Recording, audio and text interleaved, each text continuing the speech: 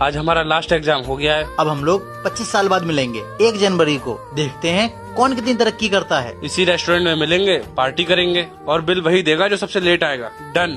Done. Sir, अगर मैं इस रेस्टोरेंट में 25 साल तक रहा तो आपकी पार्टी जरूर देखूंगा। सबसे पहले आ गया। हाँ यार बैठ, मैंने ऑर्डर भी कर दिया है। सर, मैंने आपको पहचान लिया। खाना शुरू करो, अपना तीसरा दोस्त आएगा, बिल वही देगा।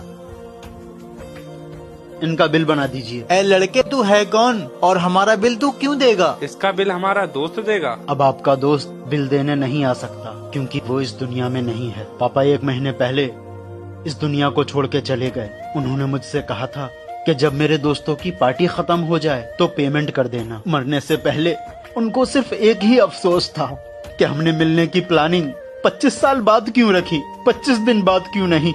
मुझसे कहकर गए कि अपनों से मिलते रहना इससे पहले कि आपका कोई अपना आपको छोड़कर चला जाए।